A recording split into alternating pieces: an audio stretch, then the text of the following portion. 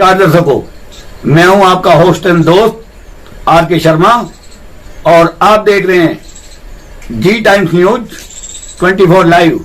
आज के मुख्य समाचार। जेपी नड्डा का ऐलान, तीसरी बार भाजपा की सरकार बनने पर शून्य होगा बिजली बिल। भाजपा के राष्ट्रीय अध्यक्ष जगत प्रकाश नड्डा शुक्रवार को कुशीनगर पहुंचे। यहां चुनावी सभा को संबोधित करते हुए कहा कि केंद्र में भाजपा सरकार बनने पर बिजली का बिल शून्य होगा। पीएम सूर्य घर मुफ्त बिजली योजना के तहत सौर ऊर्जा की बदौलत प्रत्येक बिजली कनेक्शन धारियों की छत पर सोलर पैनल लगाकर बिजली पैदा होगी। छठवें चरण में यूपी की 14 लोकसभा सीटों पर होगी वोटिंग। लोकसभा चुनाव के छठे चरण में उत्तर प्रदेश की 14 लोकसभा सीटों पर आज शनिवार 25 मई को मतदान होगा। इसी के साथ बलरामपुर की गैसड़ी विधानसभा सीट पर उपचुनाव के लिए भी वोट डाले जाएंगे। मतदान सुबह 7 बजे से शुरू होगा और शाम 6 बजे तक पोलिंग बूथ की कतार में जितने भी वोटर लगे होंगे वो सभी मताधिकार का प्रयोग करने के हकदार रहेंगे। माध्यमिक विद्यालयों में सृजित होंगे कंप्यूटर शिक्षक के पास शिक्षा निदेशालय भेज चुका है प्रस्ताव। इस दौर में कंप्यूटर शिक्षा सबके लिए जरूरी हो गई, लेकिन माध्यमिक शिक्षा के विद्यालयों में कंप्यूटर शिक्षक के पद सृजित नहीं। फिर भी कंप्यूटर विषय कई वर्ष पहले लागू कर दिए गए थे। शिक्षक के पद सृजित न होने पर अस्थायी शिक्षकों से काम चलाया जा रहा था। कई बार इसकी मांग उठी। पिछले वर्ष शिक्षा निदेशालय से कंप्यूटर शिक्षक पद सृजन के लिए प्रस्ताव भेजा गया था। काशी में मतदान के लिए जुटेंगे 1 लाख लोग। दशाश्वमेध व राजेंद्र प्रसाद घाट पर करेंगे हनुमान चालीसा। मतदाता जागृति अभियान के तहत वाराणसी में 100% मतदान के लिए गंगा तट पर सामूहिक हनुमान चालीसा का पाठ होगा। 25 मई को दशाश्वमेध और राजेंद्र प्रसाद घाट पर होने वाले इस आयोजन में 1 लाख काशी की जनता एक साथ हनुमान चालीसा का पाठ करके लोगों को मतदान के लिए जागरूक करेगी। सीएम योगी का हमला, इंडी गठबंधन सत्ता में आया तो लौट आएगा माफिया और गुंडाराज। यूपी के देवरिया जिले के पत्थरदीवा विधानसभा क्षेत्र के नवतप्पी इंटर कॉलेज रामपुरगढ़ के मैदान में शुक्रवार को भाजपा प्रत्याशी शशांक मणि त्रिपाठी के समर्थन में चुनावी जनसभा को संबोधित करते हुए योगी आदित्यनाथ ने विपक्ष पर जमकर हमला बोला। उन्होंने कहा कि हमने माफियाओं का राम नाम सत्य किया। इस चुनाव में एक तरफ राम भक्तों की टीम है तो वहीं दूसरी तरफ राम भक्तों पर गोलियां चलाने वालों का गठबंधन है। इलाहाबाद यूनिवर्सिटी में असिस्टेंट प्रोफेसर की सेवा समाप्ति अवैध। इलाहाबाद हाईकोर्ट ने इलाहाबाद विश्वविद्यालय में संस्कृत विभाग के assistant professor doctor Raghavendra Mishra की सेवा समाप्ति के आदेश को अवैध करार देते हुए रद्द कर दिया। कोर्ट ने कहा कि इलाहाबाद विश्वविद्यालय की कार्यकारिणी परिषद ने इस मामले में विहित प्रक्रिया व कानून का पालन नहीं किया। सत्य का पता लगाए बगैर केवल शिकायत पर 1 वर्ष प्रोबेशन पीरियड बढ़ाने के बावजूद उससे पहले ही सहायक प्रोफेसर को सर्वसम्मति से सेवा से हटा दिया। जिवाल एयरपोर्ट के पास नेशनल ठेकेदार करेंगे सेक्टर विकसित। योगी आदित्यनाथ ने जो सपना देखा था वो तेजी के साथ यमुना प्राधिकरण क्षेत्र में पूरा हो रहा है। योगी आदित्यनाथ के सपनों में कोई रुकावट पैदा ना हो, इसके लिए यमुना प्राधिकरण के सीईओ डॉक्टर अरुणवीर सिंह ने बड़ा फैसला किया है। मास्टर प्लान 2041 के तहत जो सेक्टर विकसित किए जाएंगे उनका जिम्मा नेशनल ठेकेदारों को मिलेगा। इस फैसले के बाद काफी सारी समस्याएं अपने आप ही खत्म हो जाएंगी। अपैरल पार्क में 70% महिलाओं को मिलेगा रोजगार। बैठक में अगले महीने तक 30 से 40 फैक्ट्रीज के निर्माण शुरू करने पर सहमति बन गई है। 65 प्लॉट्स के अलावा जो अन्य हैं उनका पोजीशन भी अगले कुछ महीनों में हो जाएगा। यहाँ जो भी यूनिट स्थापित की जाएंगी उनका कंट्रोल डिजाइन भी बनेगा। अपैरल पार्क तैयार होने के बाद यहाँ करीब 3 लाख लोगों को रोजगार मिलेगा। इसमें 70% रोजगार महिलाओं के लिए आरक्षित रखा जाएगा। अपैरल पार्क में जून से शुरू होगा 40 फैक्ट्री के निर्माण का काम। प्राधिकरण ने पूरी की मूलभूत सुविधाएं। नोएडा इंटरनेशनल एयरपोर्ट के पास विकसित होने वाले प्रोजेक्ट अपैरल पार्क में अगले महीने से 40 फैक्ट्रीज के निर्माण का काम शुरू हो जाएगा। इसके लिए आवंटियों ने तैयारी पूरी कर ली है। इसी के साथ यमुना प्राधिकरण के सेक्टर 29 में सड़कें, सीवर और बिजली के काम पूरे हो गए हैं। 125 असिस्टेंट प्रोफेसर के प्रमोशन का रास्ता साफ। ग्रेड पे 6000 से बढ़कर होगा 7000 रुपए।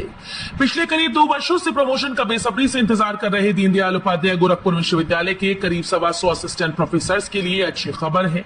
उनके ग्रेड पे प्रमोशन का रास्ता साफ हो गया। जेडीयू प्रशासन की चुप्पी और बाद में फाइल्स की धीमी गति के कारण प्रमोशन 2 साल से पेंडिंग चल रहा था। सब ठीक रहा तो जून महीने में ही प्रमोशन हो जाएगा। नाबालिग वाहन चलाते पकड़े गए तो देना होगा जुर्माना। अगर कोई भी नाबालिग वाहन चलाते पकड़ा जाता है तो उसके माता पिता के खिलाफ कार्रवाई की जाएगी। इसके अलावा 25,000 तक का भारी जुर्माना लगाया जाएगा और वाहनों का पंजीकरण प्रमाण पत्र भी रद्द कर दिया जाएगा। उत्तर प्रदेश के जिलों में बिछेगी 61 किलोमीटर लंबी नई railway line. Haryana, Delhi, NCR, Uttar Pradesh के लोगों के लिए बड़ी अपडेट सामने आई। देश के 2 सबसे बड़े रेलवे रूट से उत्तर प्रदेश के नोएडा में मंडार जेवर एयरपोर्ट को सीधी कनेक्टिविटी की जाएगी। यूपी के नोएडा में स्थित जेवर एयरपोर्ट का सफर आसान होने के साथ साथ एनसीआर के अंतर्गत आते 2 राज्य उत्तर प्रदेश और हरियाणा रेलवे कनेक्टिविटी आपस में जुड़ जाएगी।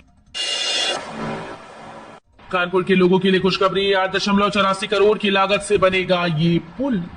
अनवरगंज रेलवे स्टेशन पर अचानक ट्रेन का प्लेटफॉर्म बदलने पर यात्रियों की आवाजाही के लिए 8.84 करोड़ रुपए से बनने वाला पैदल पुल मददगार होगा। अगले साल तक तैयार होने वाले 12 मीटर चौड़े पुल से आवाजाही आसान होगी और ट्रैक पार करते समय होने वाली घटनाएं रुकेंगी। निविदा निकालकर कार्यदायी संस्था के चयन की प्रक्रिया रेलवे ने शुरू कर दी है। गर्मियों में बनवाए पशुओं का घर, सरकार से मिलेगी भारी सब्सिडी। मनरेगा पशु शेड योजना 2024 के तहत दुधारू पशु जैसे गाय, भैंस, बकरी के अलावा मुर्गी फार्म निर्माण के लिए अनुदान दिया जाता है। इसमें पशुओं की संख्या के आधार पर अनुदान दिया जाता है। इस योजना के तहत पशु का घर बनाते समय पशुपालकों को शेड के साथ फर्श, हवादार छत, नाद, यूरिनल टैंक और पशु से संबंधित अन्य सुविधाओं का निर्माण करना होगा।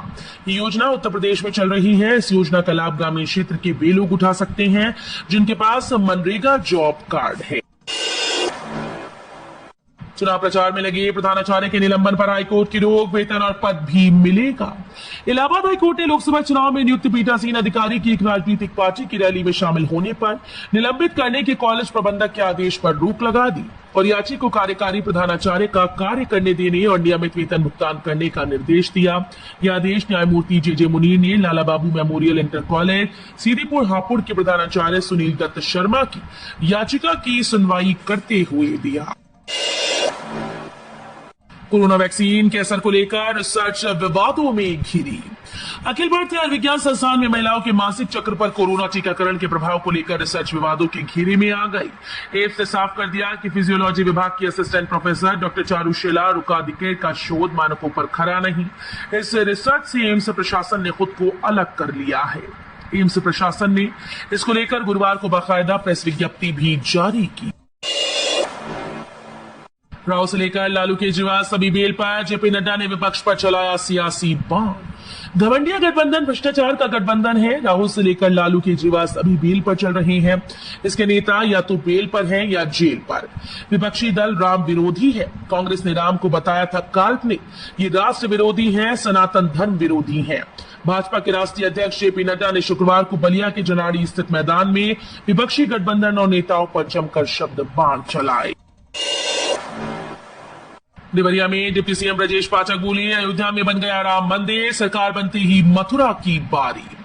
डिप्टी सीएम ब्रजेश पाठक ने कहा कि भीड़ बता रही है कि भाजपा प्रचंड बहुमत से चुनाव जीत रही है। अयोध्या में भव्य मंदिर बनाया गया, अब सरकार बनते ही मथुरा की बारी है। मथुरा में कृष्ण भगवान बांसुरी बजाकर इंतजार कर रहे हैं।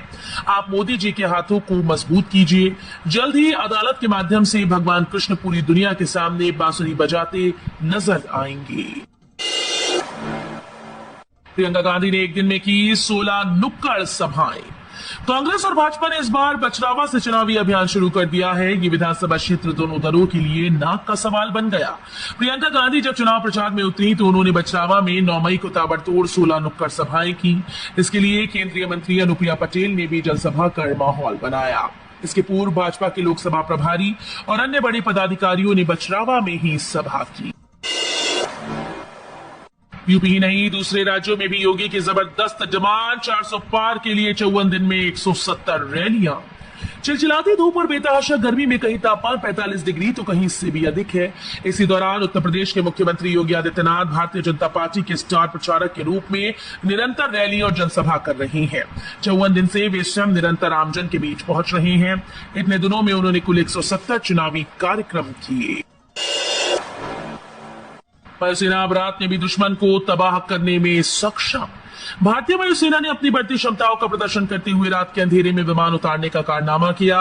इसने पूर्वी क्षेत्र में रात के समय C-130J विमान को नाइट विजन गॉगल्स की मदद से उतारा। ये सफल अभियान वायुसेना की रक्षा तैयारियों की दिशा में मील का पत्थर माना जा रहा है। एनवानी कम रोशनी में सटीकता के साथ अभियान को पूरा करने में मदद करता है।